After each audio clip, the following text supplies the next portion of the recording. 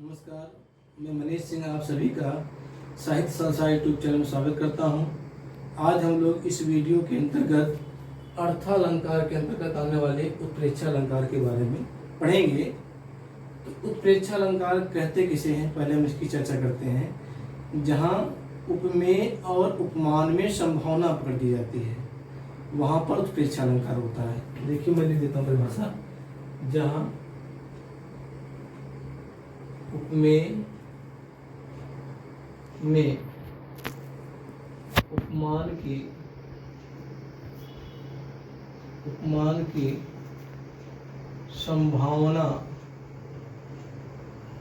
संभावना प्रकट की जाए वहां पर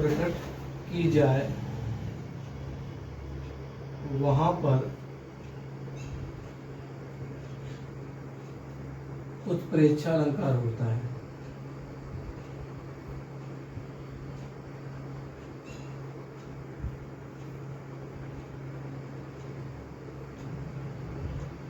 ठीक, जहां उपमेय में उपमान की संभावना पकड़ की जाए वहां पर उत्प्रेक्षालंकार होता है। संभावना का मतलब होता है हो भी सकता है, नहीं भी हो सकता है, कोई निश्चित राय नहीं होती। उसमें एक संभावित सा बताया जाता है कि हो भी सकता है, नहीं हो सकता है।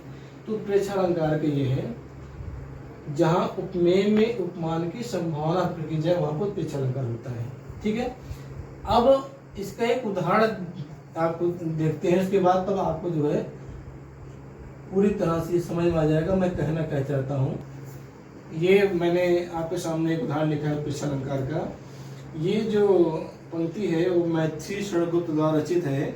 उनका एक जयद्रथ वध एक रचना है, जयद्रथ वध आपने सुना होगा, जयद्रथ का जो है, तो उसी से ये पंक्ति ली गई है।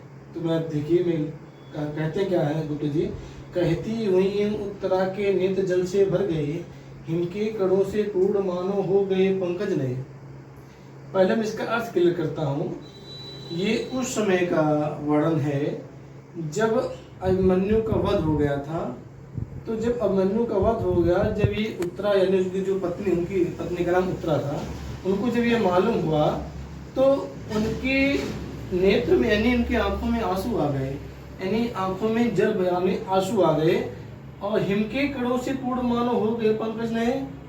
कवि कह रहा है कि उनके आंखों में आंसू मानो ऐसे लग रहे थे जैसे उनके नेत्र यानी होता है पंकज नए, यानी पंकज मतलब होता है कमल, उनके नेत्र कैसे कमल के समान है। कह रहे हैं कि उनके नेत्र ऐसे हो गए थे मानो कोई कमल का फूल हो और ओस की बूंद इस पे दिखाई पड़ रही हूँ, इस तरह से उनकी आंखों में ऐसा नजर आ रहा है। तो आप देखिए एक शब्द आया है मानो। उत्प्रेक्षालंकार की पहचान होती है सेंटेंस में, अगर आपको मानो, जानो, मानहु, मनहु,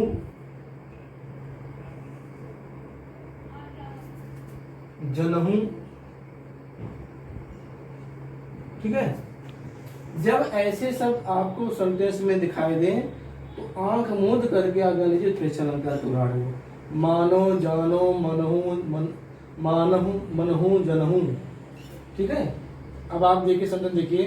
कहती हुई उत्तरा के नेत्र जल से भर गए, हिम के कणों से पूर्ण मानो हो गए पंकज नए। देखिए यहाँ पर मानो शब्द आ रहा है ना, यहाँ बता रहे हैं कि उत्तरा जब उन्होंने अभिमन्यु के वध के बारे में सुना तो उसके पंकज रूपी नेत्र में आंसू इस तरह से दिखाई देने लगे जैसे कोई कमल के फूल पे ओस की बूंदें गिर रही हो, इस तरह से उसके नेत्र दिखाई दे रहे हैं। कवि ने ऐसा वर्णन किया है। तो ये उत्प्रेक्षालंकार के उदाहरण मैंने आपके सामने बताया। एक उदाहरण और देखते हैं, थोड़ा सा और आपको आसानी हो जाएगी। दूसरा उदाहरण देखते हैं। यहाँ पे सामने मैंने ये दूसरा उदाहरण लिखा है कि शोभत ओढ़े पीत पट श्याम सलोने गात, मनो नीलमल सैल पर आत प्रभात। ये बिहारी जी का दोहा है। तो आपने देखिए जब मैंने ये दोहे जब मैं पढ़ रहा था तो एक शब्द आया मनो, जैसे मैंने आपको बताया था कि मानो, जानो, मानहु, मनहु, जनहु। यहाँ पर ऐसे शब्द आ जाए वहाँ पर उत्प्रेक्षा अलंकार की पहचान हो। जैसे मैंने आपको उपमा अलंकार के बारे में बताया था कि सा, सी, के, सरिस, समान, वो उपमा अलंकार की पहचान हो गई। ये उत्प्रेक्षा अलंकार की है, मानो, जानो, मनहु, मनु, जनहु आदि। तो ये मनो शब्द आ रहा है, यहाँ पर भी ये उत्प्रेक्षा अलंकार की पहचान है प्रथम दृष्टया।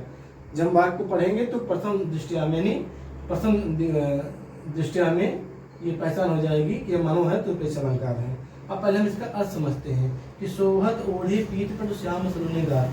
श्याम कहा गया श्री कृष्ण भगवान को, सलोने मतलब होता है सुंदर, गाद मतलब होता है शरीर। यानी श्री कृष्ण ने अपने सुंदर शरीर पर शोभत ओढ़े पीत पट, पीत मतलब होता है पीतांबर पीला वस्त्र, पट मतलब होता है वस्त्र। यानी श्री कृष्ण ने अपने सुंदर शरीर पर जो पीले रंग का वस्त्र पहन रखा है, मनो यानी मानो ऐसा लग रहा है जैसे नीले रंग की पहाड़ी पर सूर्य की पहली किरण पड़ रही हो। नीले रंग की पहाड़ी पर, शल मतलब होता है पर्वत या पहाड़ भी कह सकते हैं, कि नीले रंग के पहाड़ पर आतप प्रभात, आत्म होता है किरणें, प्रभात मतलब प्रातः काल की। कह रहे हैं फिर देखिए, श्याम सलोने गाद, यानी श्री कृष्ण के सुंदर शरीर पर जो उन्होंने पीले रंग का वस्त्र पहन रखा है, जो शोभित हो रहा है, वह मानो ऐसा लग रहा है जैसे कोई नीली पहाड़ी पर सूर्य की पहली किरण पड़ रही हो। यहाँ पर संभावना, मानो संभावना प्रकट की जा रही है उपमेय और उपमान में, तो वहाँ पर उत्प्रेक्षा अलंकार होता है, जिससे मैंने आपको उदाहरण बता दिया।